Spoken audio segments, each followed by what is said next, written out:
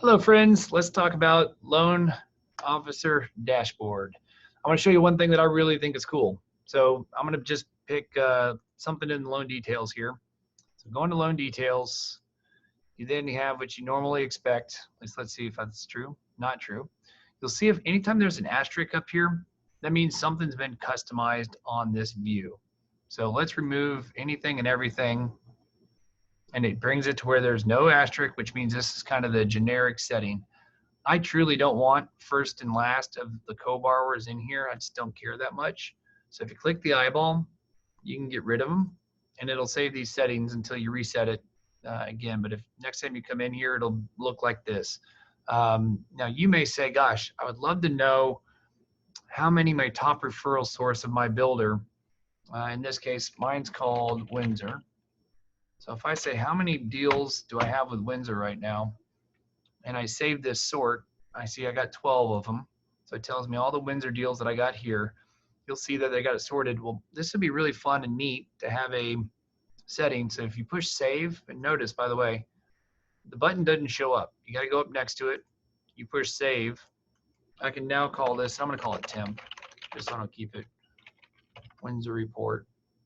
And I can save this. So now this drop down, loan details, becomes my Windsor report.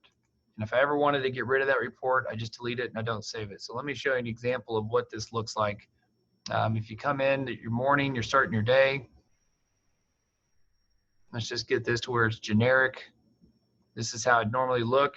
If you want to suddenly go look at your, in this case, my Windsor report, you do a little drop down and anything you want to do, your filters, click it and it puts the view back the way you had it. So you can operate within here. Likewise, there's already custom built reports in here. So I have some, and look, if you guys have suggestions, I'm open to them. But I just made generic ones, like if I want to see all my calls that are due, I can do that. If I want to do like a Tuesday update, so in other words, call purchase loans that are in process, in purchase, I can do Tuesday update, and it tells me who I need to call. If I want to do loans in process, so this is everybody refinances included that are loans in process. If I want to see what I got for active leads, so these are all my leads that are active, we're working them, and it just shows who they are. I got calls due, so I can say, okay, how much, how many phone calls do I have due? And again, I don't want all this source. So if I'm going to work on my call list today, you guys can do this and take your source out. Take out the first and last name. Get it done. So if you wanted to save calls due, and you can search for the ones that are you, like these are my team. So if I just wanted to say show mine, I can do this. And if I wanted to save this view, I can save it as Mark's MP's calls due. Save. So in the future, every morning, the only thing you'd have to do is open up loan details.